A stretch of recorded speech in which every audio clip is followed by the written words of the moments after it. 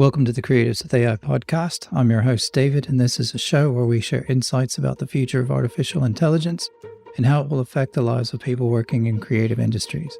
On today's show, we chat with Victoria Usher, founder and CEO of PR company GingerMay, and in our chat, we touch on the hysteria building around ChatGPT and how it can be taken out of context, the importance of looking back at other technologies and how they've been adopted in order to move forward with AI, the need for a paper trail when using AI, how this may affect the artistic and creative experience of making and consuming art, and how AI can be used to detect bias in language and promote gender equality.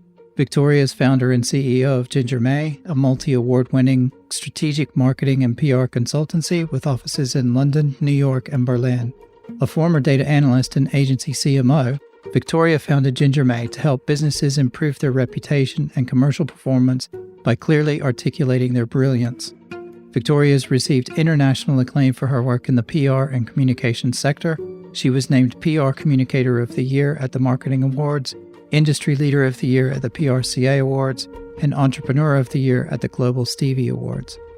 As always, links to Victoria's profile and social media will be in the show notes on our website at creativeswith.ai. Thanks for listening, and I hope you enjoy this enlightening conversation with Victoria. Vic, thanks for coming on today. Obviously, we wanted to talk to you because of two reasons, mainly. One is your background in PR, and PR's, I think, very big I consider that very big in the creative industries, actually, because a lot of what you do is crafting stories and help companies craft stories about what they're doing and their products and that sort of thing. But also you're a female founder and you do a lot of work supporting women in business and that sort of thing. And so I wanted to bring that into the conversation today as well. Mm-hmm. So welcome to the podcast. Thank you. First question is, how are you? Very well, thank you. It's been a bank holiday weekend, which unfortunately I still think I'm 25. So bank holiday weekend to me, I think is a pub, weekend, sort of like lovely lounging around. I do have two teenagers. I need to catch up with what the reality of my bank holiday weekends are. Don't do it. Do you know? Just maintain that like pub lunch attitude. It's fantasy versus reality. The fantasy in my head from about 15 years ago and the reality of actually what my weekends are now when it's bank holiday. So, but very nice. But apart from that, all good. So yes. You're all good. Okay, excellent. So yeah, maybe it'd be a good place just to start off. I mean, obviously we've done an intro at the beginning of the podcast to tell people a little bit about your background, but it might be good just to give us a couple of seconds on sort of what you do and what GingerMay PR is about. And then we can use that to kind of then launch the discussion. Yeah, sounds good. So I have been running GingerMay for about nearly 14 years now. I started very much as a consultant and just hit this amazing slipstream with data and communications, and it just went completely mental. Within about 2 years actually of founding the business, in terms of just the growth, it just exploded. And I think it's because actually lots of people in marketing and comms don't necessarily get this data side. And I was a data analyst. So that background really helped to build the business, and the whole business is now built on this framework of data. So we are, we've won lots of brilliant awards, which is always a great asset when companies are working with us to see that we kind of are the best in class, essentially.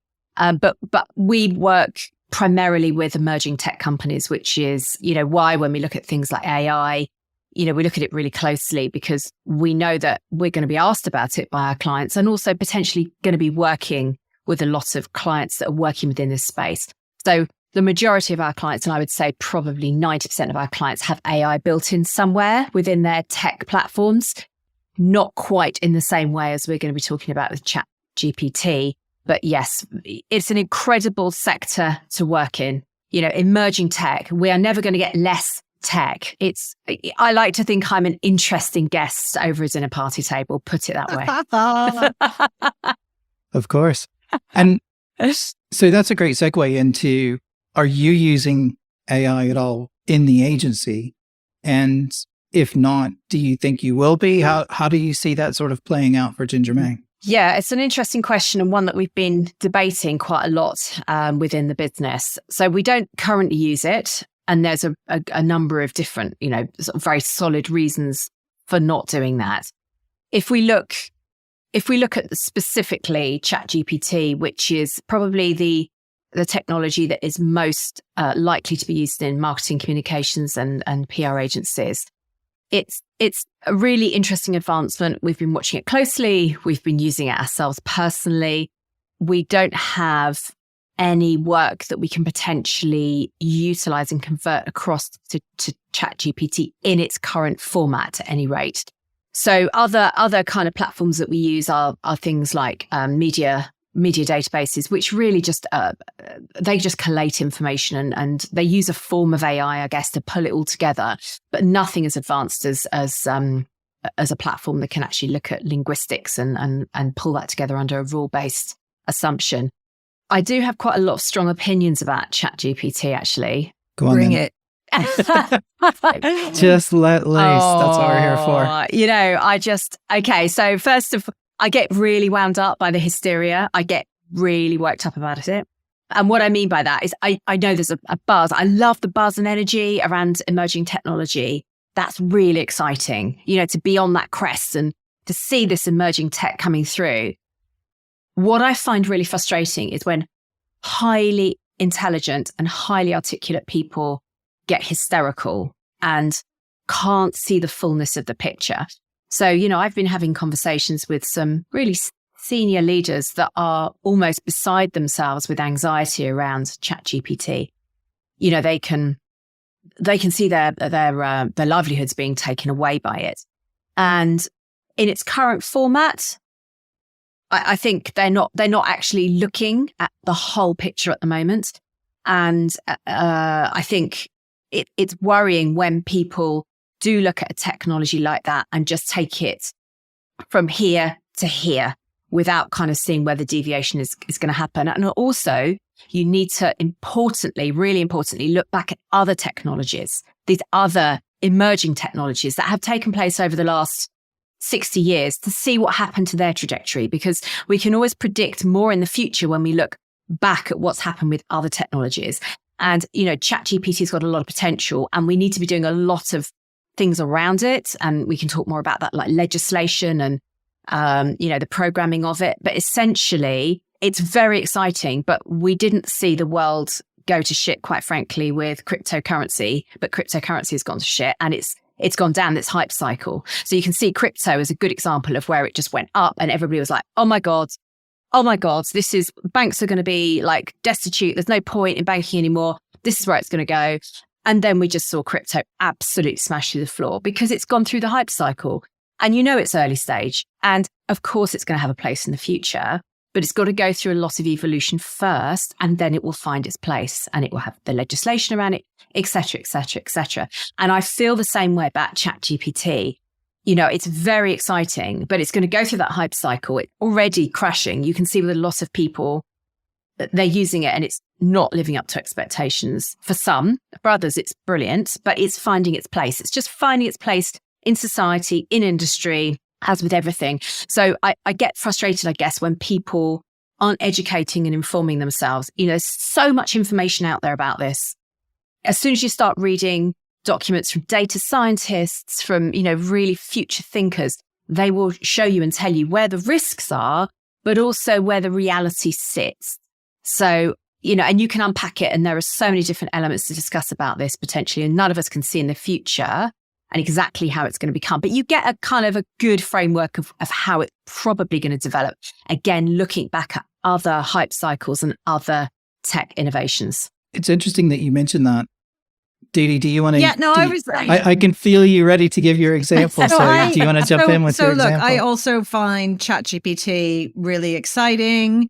I've got a lot of trepidation around it. And I agree with what you say about hype cycles. But I would say with caveat that the nature of this technology, we can look back at the way other emerging technologies have entered the scene and what their life cycle has been and what's happened. But I think the nature of artificial intelligence is we don't know how the technology is going to emerge.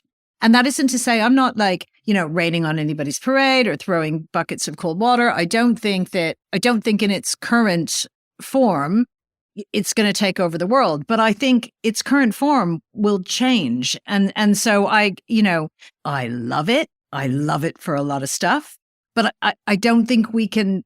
I think where it goes will depend on humans, not on the technology. It's how and like that's who I don't trust, Vic. Like, right. I'm good with the tech. I'm just it all depends on how we use it, right? It's the same thing as like a car. A car can get you to the supermarket, but it can also be a weapon. It's the same kind of concept. So, right. That's what I think I'm unclear about, and I don't think anybody can be clear about. We can't predict. No, it's so early stage. And I was listening to Radio 4 actually last week, and they were just talking about the need to create legislation around this. It's so early stage. Though? How? Well, I mean, we've created legislation around other things. This is so early. I think one of the problems with ChatGPT is that it's so expensive to develop. It's actually sitting in the handful of a tiny minority of tech companies. So actually, it's like anything. It kind of reminds me of the atom bombs in Iran. A little bit when I'm looking at this analogy. So, but you need to get in and you need to see it, right? So once you can get in and see it, but they need access to it. But this was only, when was it launched? February? Early. I mean, something like that. Yeah. So I mean, we're only May. So, it's so early stage that better minds than us are going to be able to. I have faith. I actually do have faith that, it's the same thing as a lot of things like privacy online. 10 years ago, we couldn't solve that problem. It still isn't solved, but you can see that just with awareness, governments are starting to come together. You've got different legislation around that. And the more understanding that comes, we were told that legislators would never understand the issues. And they actually, they are beginning to understand them a lot more. So that, I think, is going to come out as the programs develop and as the platforms develop. They're so early stage at the moment.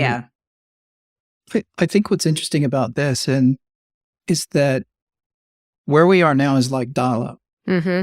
It's clunky, it's loud, it doesn't really work too well.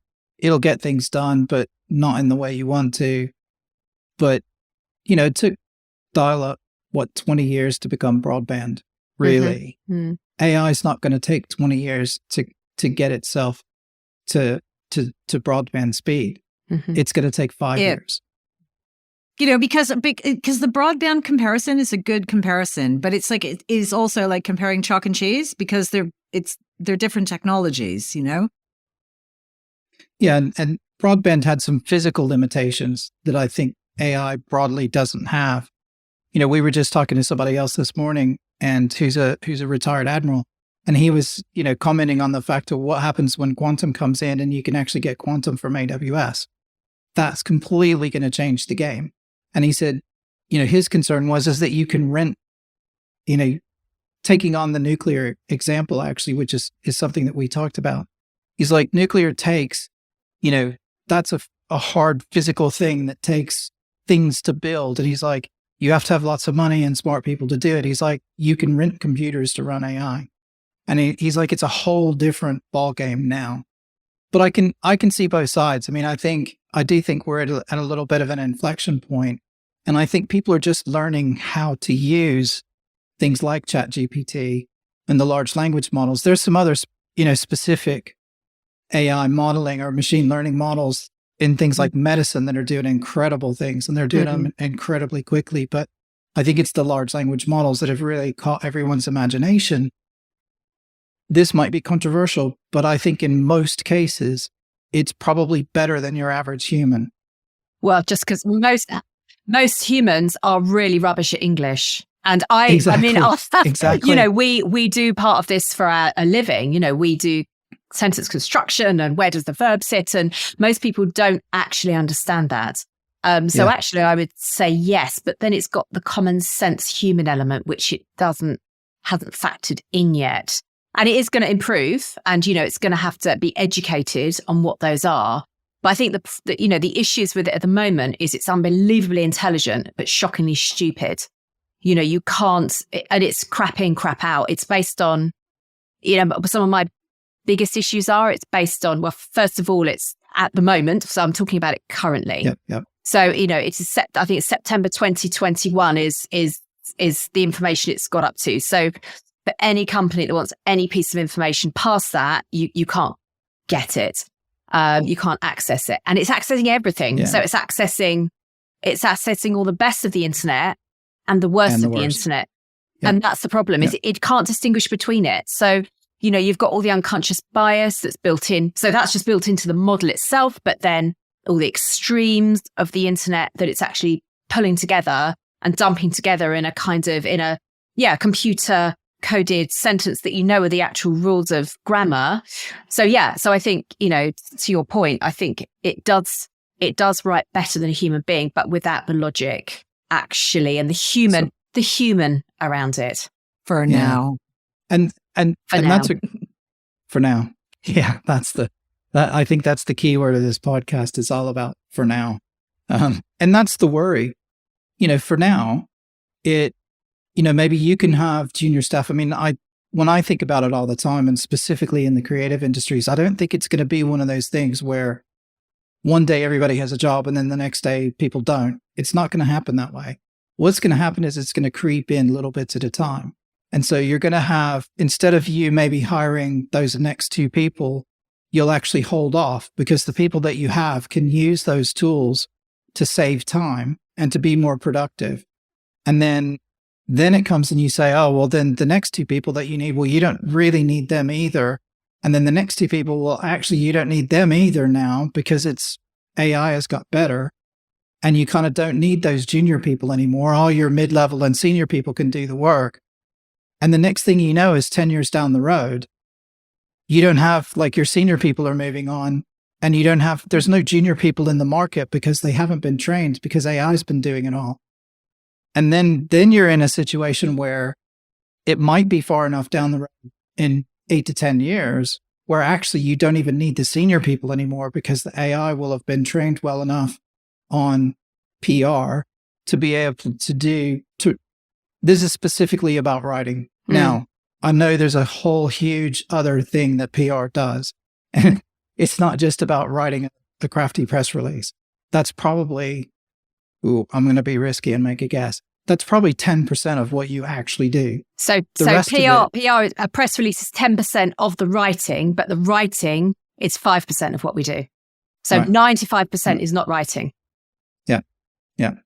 So there's still that human element. It's building the relationships with journalists. It's talking to them. It's pitching to them. Mm-hmm. And I know some of that happens in email and written, but a lot of it is, it's going to the shows. It's meeting people in person. It's going to Cannes. It's going to all those different places. It's, there's still a huge element to it. So I do appreciate that. It was interesting before that you mentioned something about the bias being built in. And I agree. There's going to be some built-in bias.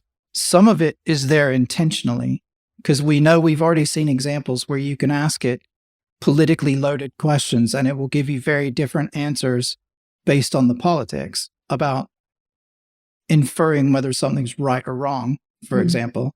So there's some of that that's been put in on purpose. I wonder how you can use it, though, to remove maybe bias from things that are already out there, like job specs, and if you're doing press releases and things like that. Could you use it to actually remove bias? Okay, can I answer your first question first? Because there's 2 in there. So I think in regard to your first question about written content and whether it replaces people, replaces. What we've seen in robots, for example, is that it does low-level menial work. And I think it's the same thing with ChatGPT for the moment and for the foreseeable future, until it can essentially think for itself. And we're not there yet, and nobody can give us, that it is a huge jump to actually have a computer actually thinking like a human's program it like a human. We actually worked for a company where the founder tried to create a brain, didn't we, David? So, there were so many different problems around that. Even recreating the functionality of an eyeball is incredibly so complex. Yep. So, and I don't understand it to that level. I'm not a data scientist. None of us are data scientists. We don't know what is required to get from where we are now, this very, very early stage nascent platform, to when it can actually properly think and assimilate that information. Because it's not just coding. It's not just ones and zeros. This is so nuanced. Thinking and acting like a human being. It's so nuanced. How do you write that into rules, basically. It's just so hard to do. So I think in terms of when you're producing as a creative business, anything, what we're doing is we're doing future gazing, essentially, a lot of the time. So we're not looking back, we're always looking forward. And that's the problem with ChatGPT for us. We can use it. Okay, I'll tell you when we could use it. We could use it for SEO online, because what you could do is you can just give it a program, you can give it some keywords, you can say, I want you to write about this, this, and this. I've had to think about that though to code it. So that's the first thing. I've had to think, what am I going to put into this? First, what is the output I actually require? So I want an SEO page, hidden SEO page on my website to get people to come in, because I'm a London-based company. I do PR, technology. Here's all the rules, and it's just going to create some great content. That might have taken someone 4 hours. Absolutely. I think that's going to kill those kinds of jobs. So 100%, if I was working only in that area, I would be worried. Another example would be a travel writer who writes blogs on Barbados. Now, Barbados doesn't get reinvented all the time. You can pretty much put a bot, put on an AI platform to create some web content around Barbados. I mean, some lovely, 800 words, 400 words, whatever you want, bang, because all of that information is out there in the public domain. But for anything that requires a strategy, that requires understanding what you want out of it, it is going to require a human being. So even a press release, I've tried to write press releases just as an experiment to see what comes out. And it's garbage. It's absolute bollocks, quite frankly, because the thing that actually makes a press release often is what you're not saying as much as what you are, and also the order that you're putting it in and how somebody is going to read a story and the way you're actually narrating it. So it's not as simplistic as just sticking a sentence together and it making sense grammatically from an English language point of view. So in that sense, it isn't very much use. But for stuff like, I can see where we could potentially use it for these kind of little tiny jobs that we would do around the agency. That would kind of really help. See, I think how much have you played with it though, Vic? Like, have you just given it straight prompts, or because I mess around with it quite a lot, and I find the more that you prompt it and you cajole it, you can get it to produce things in the style that you want it to produce, So it's like, and interestingly, somebody that I know who's been working in AI for years, because I was like, I'm not a tech person, I'm going to be awful at this. He's like, Didi, you're going to be amazing with this, because you'll just talk to it like not like a tech person, It'll give me a first version of something, and I'll say, no, can you please write it in this style? And then it'll spit something out, and I'll tell it where I want it to tweak. And it's like, so it's almost like co-creation. But my question is this, because I can already tell when I look at stuff that's been produced by ChatGPT, I can tell. I can tell when something has been written by ChatGPT. What I wonder, even with stuff that we consume, like little things, the things that you've said are like super important posts, I'm really interested in what the effect is going to be on the consumer of those, So if you know that something is being written by a bot, how do you interact with that when you're reading it? Just like think about how you interact with the chat bot when you're like mad at Vodafone for not, messing something up with your bill, and you go, I'm like way ruder to the chat bot, So what is that going to do to audiences that are consuming this content, and will people even bother?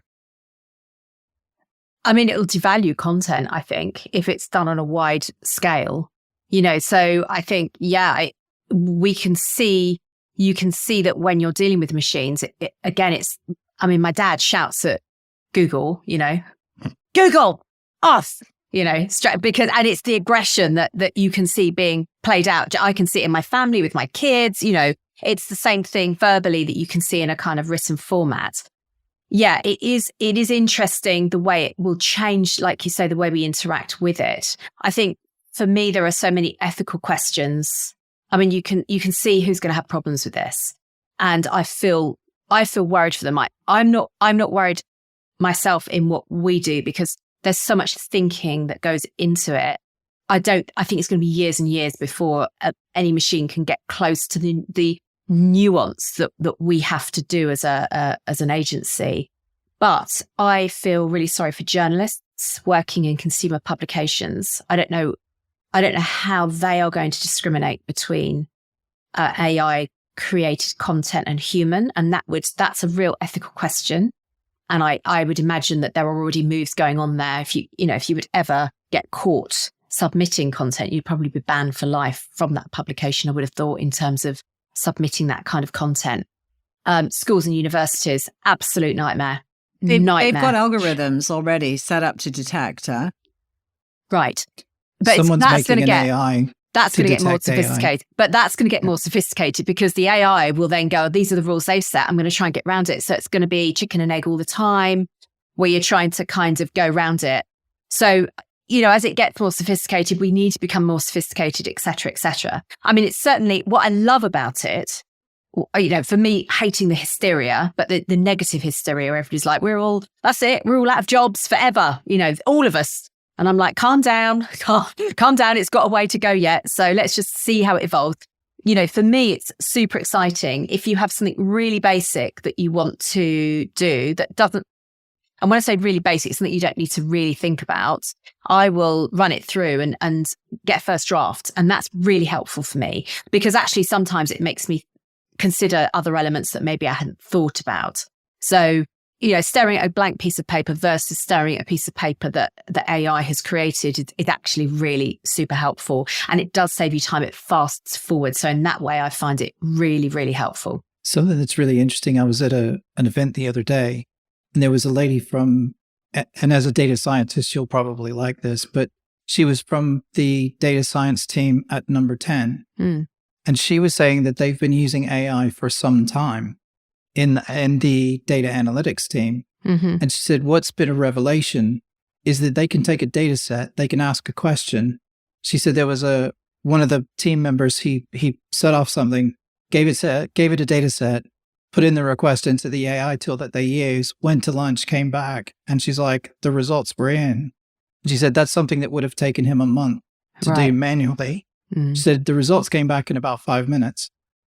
But what the most important thing to it is that the tool that they use gives a full breakdown of all of the algorithms that it used, what variables it used that it found were important, why it found them important. So it gives a very detailed breakdown of how it got to the results that it got to, mm-hmm. so that the analyst can then look at it. And she said they've never once found an issue where they looked at it and thought, oh, it did the wrong thing. Like it's always correct. But it gives them that breakdown afterwards. And I think maybe this is something we talked about a little bit earlier about, sort of there needs to be a paper trail almost when you're kind of using that. So I know we've been talking about large language models, but there are other models out there that are using machine learning that are doing incredible things that are very verbose and actually give all the reasoning behind what they're doing so the humans can check it. And I think a lot of that's going to have a huge impact as well. Yeah, no, I agree. Absolutely. I take it back to thinking about how this affects consumers, though. This is what I'm really, really interested in, because I think art for me, I have an artist's heart, so when I read a book or I read anything, I read an article, for me, it's a human to human experience, and so if we start doubting, was this written by a human or was this written by artificial intelligence? How is that going to affect the artistic creative experience of making and consuming art, whether it's literature, visual art, film, whatever, because look, I can make you a cake from scratch, or I can whip you up a Betty Crocker cake. They're both cake. Like my cake's probably better. It's different, but they're both cake and you can eat them both. Mm. Right. Yeah. Did you see the experiment where they got ChatGPT to actually create a recipe for Thanksgiving? No. I can't remember who it was that did it. So yeah, it was last year. I'm sure it was last year, some kind of chatbot. It couldn't have been ChatGPT, but they used AI and, the recipe was they were putting guacamole, I think, on the turkey. It was human norms and understandings, and because it just didn't have that kind of that human understanding. Just talking about recipes specifically. But yeah, you're absolutely right. I think for me, it comes down to trust. It's trusting where the origin and the source of this is. And, we're already seeing art created by machines. You know, there's a company called 59A that did an art exhibition last year created from algorithms. It was beautiful, really, really beautiful. So the difference is that when you know it's created by a machine versus when it's created by a human, you kind of have that understanding and you can appreciate the beauty of both. But you're right, it's when you are looking at something and then you're doubting whether or not it's actually being created by a human hand or whether it's been created by an AI creation.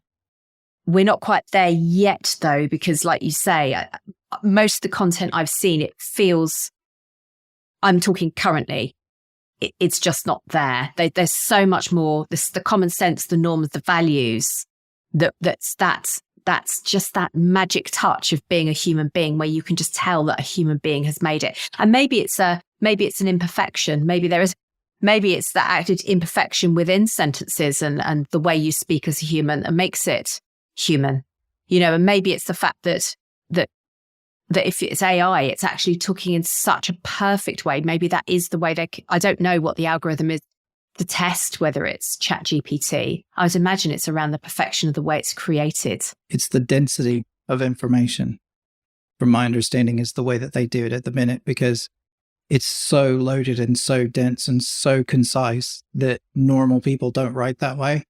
And so over the length of a whole, like if it's one sentence, it's really difficult. But if it's 700 or 800 words, it's much easier because I go, this is way too dense. A human didn't write that. I think for most humans, I think if you compared that to a PhD student writing his thesis or her thesis, I think that you would find that the density of information is probably very similar because it feels very academic, most of it. To me, it's very kind of business language and education type language, which doesn't surprise me because those are the people that are making the, you know, that are using the tool and that are designing it from the beginning. So I'm not surprised by that. But for things like, I don't know, like if you take and highlight a page of text and say, summarize this text or make this more concise for me, it could be something that you've written, but you've just asked it to rewrite it to make it sound better. And a lot of times it can reduce it massively to pretty much whatever you want. You could say, I've got a 700 words, make it 300 and it'll make it 300, or make it 100 and it'll make it 100 and it'll sound really good. And it's really good at doing that sort of thing. But yeah, it's I don't know. I think for some applications, sorry for the noise in the back. That's okay. For some applications, I think it's great.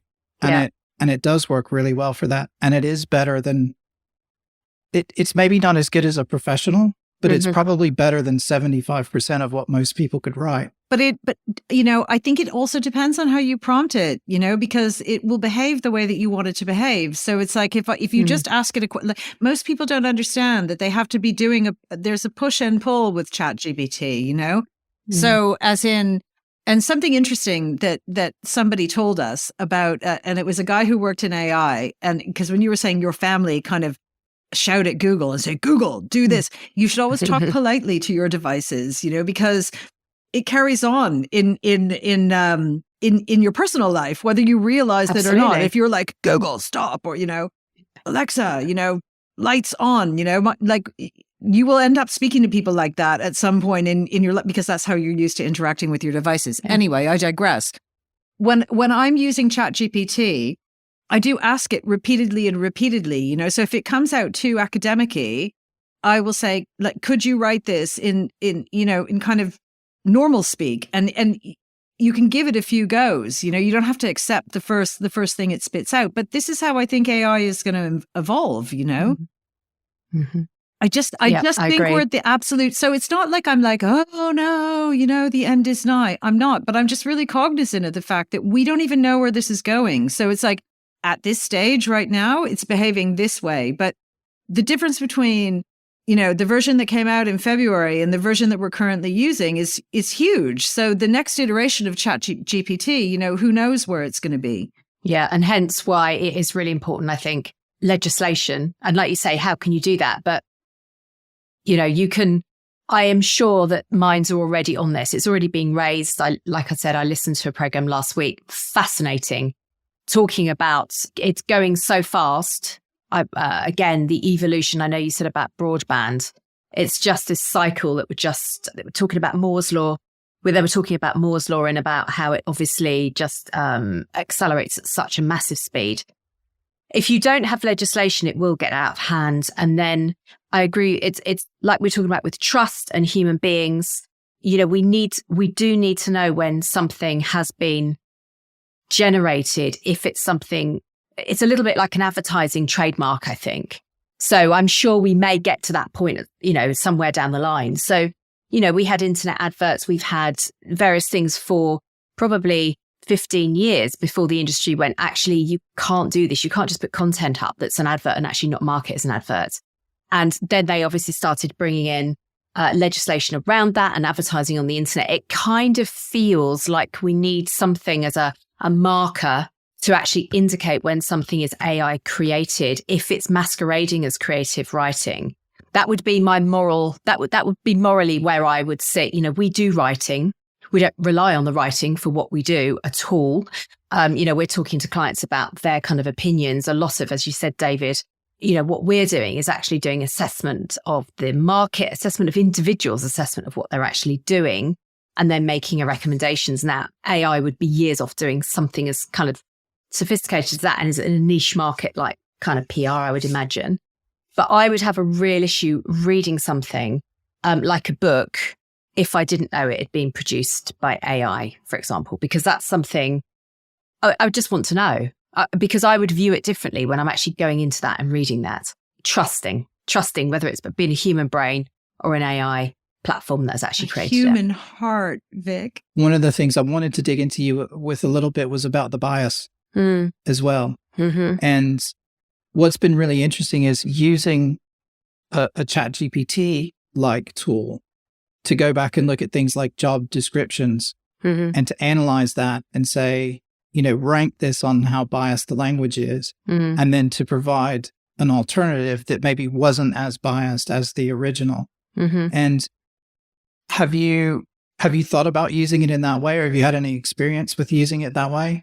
We haven't, but I can see how it would be absolutely brilliant for something like that. Again, it's rule-based. You know, you can see how clear and rule-based that would be, a little bit like SEO, where you're actually plugging in the language that you need to be looking out for and actually running it through essentially for a check and play. So I could see that would have brilliant applications within itself. We talked about bias, and all technology has a bias inbuilt. Can't help it. It's mainly be developed by men. All humans have a bias. All humans have a bias. They have, but what is AI? It's mainly developed by men. Technologists are mainly men. That's getting better, but the kind of people that we are looking at the moment, the programmers, the coders, you know, there is a real movement to try and get more women into that, but it's, again, still early stage. So most of the technology we currently have up until this point is developed by blokes. And there is going to be an unconscious bias built into that technology.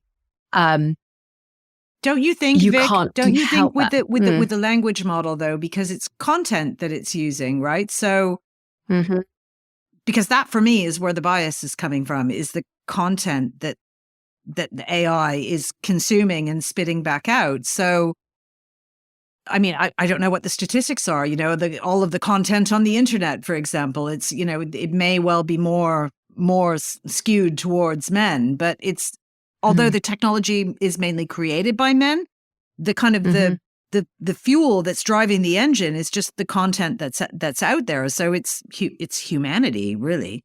It is, absolutely. Again, the imperfection of it. I think we talked about whether there was a bias that, or whether AI could help. What was your question, David, around that? It was because I didn't actually have a look, because I was could we use AI to help remove the bias language in particular? Oh, yeah, that, yes, definitely. Yeah. That's easy, because because I could sit there and write that now. I could tell, you know, because we know what the kind of words are. So that's easy. It was more the one where you said, as a female leader in a creative field, what are your thoughts on the role of AI in promoting gender equality? Yeah. That is probably more around that straightforward check and balance around things like language. Because again, it's very rule-based, it's very obvious. You know, these kinds of words are are words that are demeaning to women or men, or, ethnicity, different people of different ethnic groups, sexual orientation, etc. I think that's very, very straightforward. You can do that. I guess it's how it can actually help. I don't see in any other way, unless you can think of any other ways it would be used to promote it, apart from things like language. I think checking everything in language is a good first step, and using it to try and remove maybe something that you didn't realize where there was bias. I think this bleeds over also into a larger ethical question, which is you then get to, I think our assumption would be that when we say bias or ethical, what we mean is the Western liberal sort of position. You've got other people in the world who have different value systems, and what they would consider good or bad content is different than what we would consider good or bad content. And I think that what we're going to end up with is we're going to end up with several different tools. For example, you could end up with a Sharia law AI that works to, but it's true. Do you know what I mean? And we can't ignore that. That's like 25% of the world's population. Yeah. And, there's not even agreement within the Muslim community about, what is the right or wrong thing, as we see is evidenced in wars that they have all over the place. But the thing is that they'll probably develop their own AI system that will have theirs. And it gets really confusing. Do you know what I mean? And this is where I think it's really interesting, because do you have one winner? But it's like bias. Who decides what bias is, because ChatGPT already, talking politically, it will write wonderful poems about Joe Biden. It writes awful stuff about Donald Trump. And this isn't about how you feel about either of those politicians. It's like, that's what it will do. So, and maybe that's the content that it's being fed on, but it's like, it's going to have bias. But it's who sets the bias, is the person who's deciding what's right or wrong. And this is all about ethics in AI. And it's a field. It is huge. And you're right, with something like, the Muslim community, why should they just have one platform? And it's language. We don't just have one language. We have one common language, so that if we go and travel to, do business somewhere else, then it's, English is the one common language that's accepted globally, but it's not accepted as the local language in, like we say, in like Iran or Singapore, or Singapore would be, but maybe Malaysia. So it's going to have spin-offs and nuances for sure around the language and culture. Yeah. Because again, culture has got a really big play in here as well. So we are looking at such an early stage platform, and it is exciting to see where it's going to spin off to. And I guess none of us, we can see the potential, if this is what I was saying right at the beginning. If you take A to B in its, where it could potentially just spin to, it could be frightening, but actually there's a lot of things that are going to happen in between that, in terms of the way that we're going to have some intervention. And that's why we've had Elon Musk and a lot of the tech leaders actually say that we have to have some kind of control around it. I think that's the really big thing. We've had this great platform presented to the world, and everybody's getting very excited about it. But we do need to have some kind of wrapper around it. But around how it's developing. But I agree with you, but it's almost like it's too late for that, because the train has left the station, and it's like, we've said this over and over, but it's true. Like, if we hang back on our developments with AI in this country, because we're an ethical country and we will want to put safeguards around it, there are going to be other countries around the world who won't. So it's like where do you think this is going to go? I think it's going to go good places, and I think it's going to go bad places. I do. I think it's going to And where do you think it's going to go bad? I think it's going to displace a lot of people out of jobs.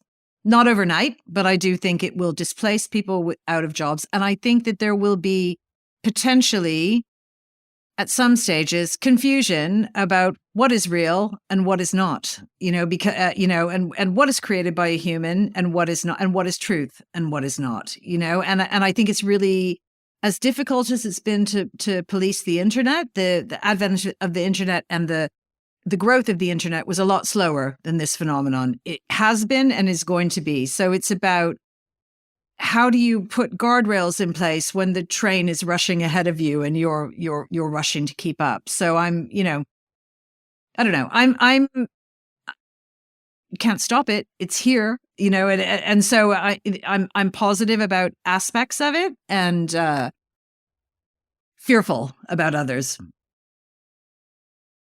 I think it's... Go on, David. No, go ahead. Obviously, one of the key things is when AI can think for itself properly is the big trigger that scientists talk about. And that's really how far off are we? How far away are we from that point? That's the real trigger mark. But I think scientists, I've been listening to, because obviously it's such a fascinating subject. Nobody can say. And that is the thing that most people are worried about. Where am I on that? I actually have bigger worries if I'm going to worry about anything. I'm concerned about actually more around deforestation in Asia. I'm worried about where food's going to come from in 15, 20 years. I'm worried about changing weather patterns. I'm actually worried about that. If AI can help us to overcome some of those problems, that would be incredible. But yeah, I'm not getting too caught up personally in... It's out of my hands anyway. It's out of all of our hands. I agree. In a way. But you know what? If you can't eat, none of that stuff matters. Exactly. And so that's why I'm kind of, there was not that I want to kind of derail the conversation about AI, but I think it's one of a number of different issues that we're currently facing. And personally, I get very depressed when I see, people spending all their time kind of worrying about something like this, when I'm like, actually, there's something on your doorstep right now that you need to also be really focusing things that you can do something about actually as kind of bigger global concerns. Well, this podcast got started because, I work in the house, which is the sort of creative, sort of shared office space in Tunbridge Wells. Mm-hmm. And, we've got copywriters, we have journalists, we have authors, we have designers, we have landscape gardeners who all have offices here. And every day at lunchtime, AI has been a big discussion, and Didi and I also discuss it at work through other projects. And one of the things that I noticed here is that copywriters are already losing work. They're actually losing work. Authors are having trouble getting books submitted because so many, the publishers have now been flooded with so many submissions of new books and manuscripts that have been obviously helped with AI. So some of the people here are actually feeling concrete consequences to this.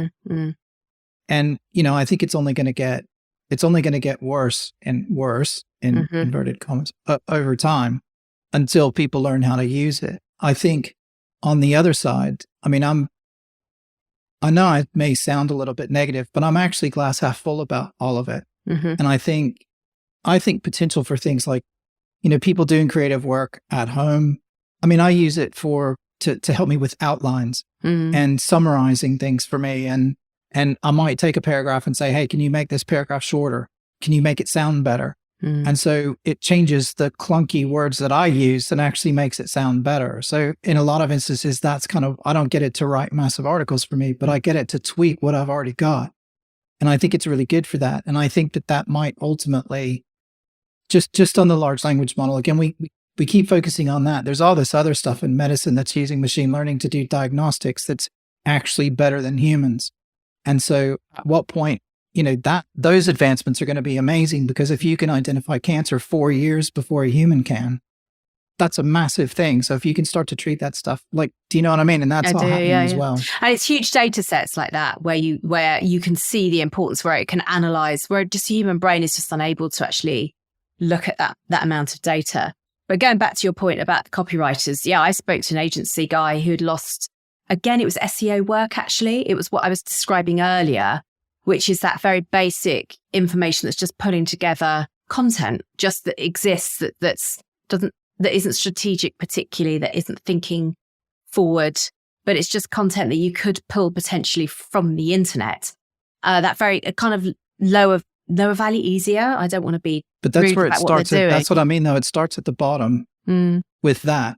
And then it gets better and better at doing that. And then the next thing you know, it's up to the equivalent of a mid-level person, right? Like you gave the example earlier of saying, oh, well, I need to tell it this and I need to tell it the keywords and I need to tell it this about the company. Well, that's the same stuff you would tell a junior person in your agency to say, I need you to go put something together and I need you to do X, Y, Z, blah, blah, blah. It's the same instruction that you would give in an email to someone. You're just putting it in as a prompt. If we did copywriting, I would be worried about that kind of copywriting, 100%. But I think for most agencies, so this guy, he's seen a very small amount of like this SEO work go because it's very easy to produce, but actually he's seen it help him in other areas as well. So it's that going and then the gain as well. So I think if you are 100%, if you are a language specialist and you focus on that in your career and you beautify language, I mean, there is an argument that you could be worried about this if you are producing that kind of content. If you're looking for anything, a lot of the writers that we deal with are actually future gazing. So they're not dealing with anything that we can talk about now. You have to actually put power in the thinking in. You need to put that 80% of thinking in to then produce the content. So you could program the platform to produce that content, but you need to put the thinking in before you can do that. So even if it's getting finessed, each time you're doing it, you're actually changing that perspective because a lot of this stuff hasn't been invented yet. It can't see it. We as humans are looking forward and saying, these are the particular areas that it could go down. And the platform is it's not capable of doing that yet. So, once it is, that will switch right up because that's the thinking like a human being and predicting and being creative, because a lot of this is creative thinking as well. So as far as I can see, it's not capable. It's years off doing that yet. Yeah. Yeah. It's not able to come up with the original idea. Humans still have to prompt it with an idea to say, go and do this. And once you've done that, there are some amazing tools that can go and it can hire humans to click buttons for it and, to say, I'm not a robot and that sort of thing. Do you know what I mean? It has the capability to do that. But what it doesn't have is it doesn't have the capacity to come up with the idea itself originally. And I think that's what you were getting to earlier is, if we reach that point, that's the true danger point, because then we don't know what it's going to come up with, but it's still, and maybe that's what we limit it to, is we limit it to say it always has to have a prompt. Oh, good luck with that. To give it an instruction. By the time we get to that point, you're not going to be able to turn around. Go back. Right. I'm conscious of time. We've done almost an hour already. And Vic, I know you've got some other calls and stuff to do. Do you have any final sort of parting words that you think might be uplifting? We don't want to end on a downer note. No, I think, I'm excited by it because it takes for me away some of that production of content that's just quite dull and boring and monotonous. And I'm actually not a doomsayer. This is what I've never seen any technology in the history of technology ever just escalate completely and go and kill off the human race within 10 years, and that's kind of what it feels like when you read some of the narratives, which is just like, we're all out of a job and we'll all be dead in 10 years because of AI.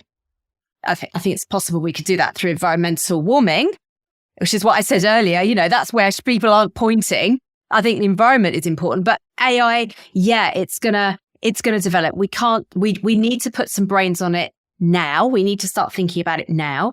And that's why a lot of the leading tech stars have said, we need to pay attention to this, guys. Governments around the world need to pay attention to it. And Dee Dee's right. You're always going to get bad players. You can't stop that. But I think like everything, there was a hype around every single piece of tech that's ever come out. Similar. I mean, I've been through this before with other tech, with people literally, shaking their hands in the air going, the world is ending, biblical kind of connotations. And you know what? I might be on here in 10 years, just as we're about to be blown up going, shit, I was wrong. Totally wrong. But I have faith. I'm glass half full. I think it will, I agree with you. It will definitely kick off some jobs, 100%, just like other types of tech has. But I have faith that it will not end in in world domination like it was in the Matrix. I think we will pull together, and I think we will put in, I'm hoping that we will do that. I might be dead by then. I can't do anything about it. I'm not going to worry about it. I'm going to, go and tend to my vegetable garden, stop eating meat, red meat, so that I can do something productive rather than worrying about tech too much. We are physical humans, and we can still unplug it at the end of the day. We do have that over it. It needs power, and we control the power. For now. Yeah. I think DD's been watching The Matrix. I think a lot of people have on this. So, robotics is way behind. Yeah. So, but once robotics catches up, then we have other issues. But yeah, 100%. Brilliant. Yeah. Victoria, Good. Thank you very much for your time this afternoon. It's been an amazing chat. Slightly controversial. I know we've covered some interesting topics, but it's been fantastic. So thank you very much. Perfect. Thank you so much. Really appreciate it, both of you. Thank you. Take care. Okay, folks, that's a wrap on another amazing episode of Creatives with AI. Thanks so much for joining us today. We really hope you enjoyed the conversation as much as we did. If you want to stay up to date on how all things related to AI is impacting the creative industries, then be sure to subscribe to the podcast on whatever your favorite platform is. We're on them all. And follow us on social media. We're on mainly Twitter and LinkedIn, but we're the same handle everywhere, which is @Creatives with AI. We'd also really appreciate it if you could just take a minute to leave a rating and a review on Apple Podcasts or Spotify. Those are our two main platforms, and it really helps other listeners find the show, and it also helps us get more popularity and more exposure. So it'd be amazing if you could help us with that. If you've got any questions, topic suggestions, guest recommendations, feel free to send us an email. The best email is hello@creativeswith.ai, or you can shoot us a message on social media. Either one is fine. We love hearing from all of you, and we can't wait to bring more exciting episodes in the future. And the best way we can do that is to get feedback from the audience and have the audience tell us who it is you'd like to hear from and what things you'd like us to ask and what topics you'd like us to talk about. So please use that. Let us know what you want to hear, and we'll do our best to get it for you. And last but not least, we'd like to give a shout out to our sponsor, Featurehand Limited, who make this podcast possible. Your support means the world to us, and we really appreciate it. So thanks very much. That's it for today. So until next time, take care, everybody, and stay curious.